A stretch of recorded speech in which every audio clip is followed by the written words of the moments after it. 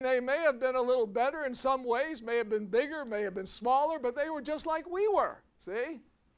And here Paul says, I am what I am by the grace of God. See that? And the grace that was bestowed upon me was not in vain. Now listen to what Paul said. I labored more than they all. Not I, but it was the grace of God that was in me.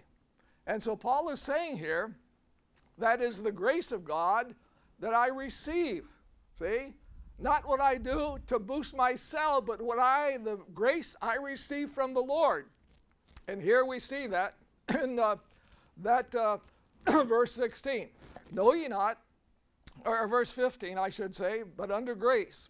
So we're talking here about the grace of God that Paul said was the very motivating force that allowed me to be used by the hand of God. See? And I've been teaching minor prophets in the prison for, I don't know how many months. And you know, some of those guys weren't very much. Wouldn't you like to be an old farmer?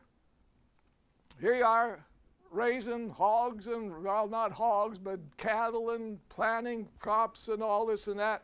Insignificant guy. And God stepped down someday and said, hey, Mr. So-and-so, you're going to be the great preacher in the big city of Samaria. You say, are you kidding? I don't know anything about preaching. I'm a farmer. Well, that's what he did. He called a man from the farm and said, you're going to be the big preacher. How in the world are you going to do that? It's the grace of God. That's the only explanation. How could God take a man off the baseball field in Chicago, a man that was a derelict, and save him by grace and saying, I'm going to send you out into this country and you are going to be a great evangelist? It's the grace of God, see? And there may be some young person sitting here tonight that could be a D.L. Moody or a Billy Sunday or a Bob Jones or a great missionary. How are they going to do it? It's the grace of God. And that's what he's telling to us here, see? It's the grace of God. Now notice the principle that's involved here. Verse number 16, know ye not, don't you know? Now we have to know some things, okay? Don't you know that to whom ye yield yourselves servants to obey, his servant ye are to whom ye obey, whether of sin unto death or of obedience unto righteousness. So as I said in the morning, much of this Christian life and its progress is going to depend upon the choices that you make. See? The choices that you make, you're going to choose. And he says here, there's a choice that you could make that will bind you. You say, preacher, I have a problem. And that problem is that maybe you walk around depressed all the time. Maybe you have a bad temper. I hope nobody here has a problem with illicit drugs or alcohol or things like that. You may. But see, by making that choice, you are going to be bound by that. And it won't be too long till that little thing that seemed to be a pleasurable thing to you will be the thing that binds you, and you cannot release yourself from it. That's what he's saying here, simply it. Who are you going to yield yourself to? Or are you going to, as he says here, servants to obey, his servants ye are to whom you obey, whether of sin and death, or whether I come to the place where I obey the Word of God. See, I obey the Word of God, and I move forward. Why do people not like expository preaching? Because it causes them to make some choice.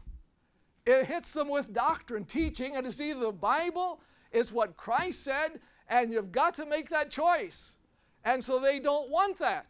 They'd rather come to church and be entertained, and everybody be happy, and everybody go home happy and say, wasn't it wonderful? Well, what was wonderful about it? See?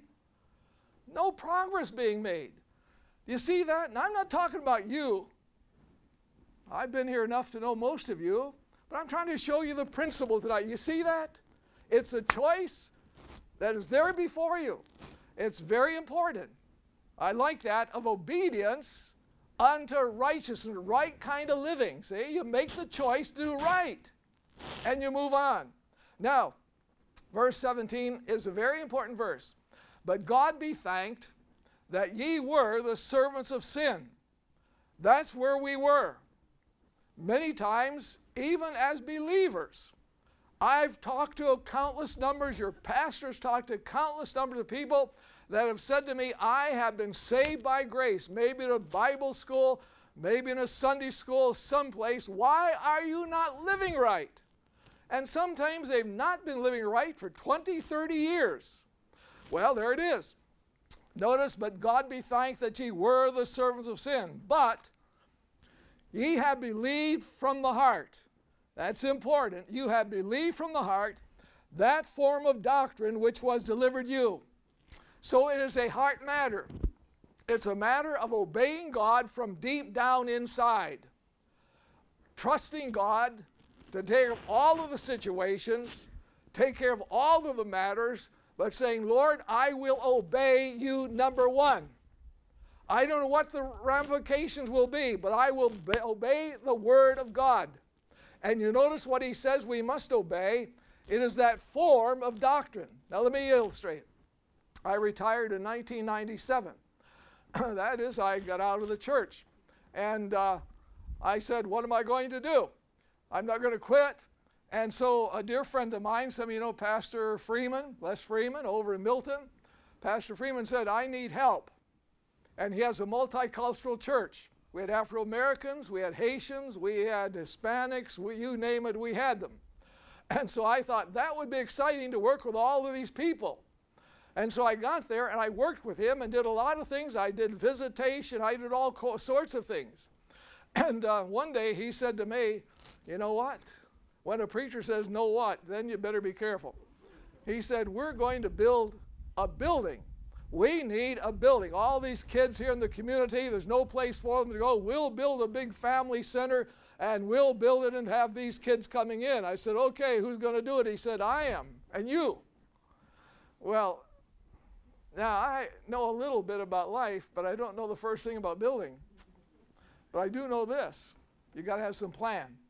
So I said, I got the plan, and this thing is going to be made out of steel. And he said, the first thing we have to do, we have to go out here and dig some pits 4 foot deep by 4, some big pits. I said, what for? He said, they're going to send us some big steel arches. Those steel arches have to be set in concrete, and the concrete's going to fill that pit, and we're going to put the arches on that concrete. I said, well, that's good. But I have a friend that's a builder. And Dr. Bob Jones Sr. taught me, if you can always borrow brains, but you can't borrow character. So I said to my builder friend, will you come over and read these blueprints? I don't know if this preacher knows anything about blueprints. So my friend came over, and all the equipment he had, you know, and he got down there and he said, you know, that thing over there is so many inches off. He said, the steel thing, you can't bend the steel arch, it won't fit. Well, you know what? I had to go and dig another one. Got them all dug, arches came, set up perfectly, got the roof, all steel roof on, everything, but we didn't have any floor, all dirt.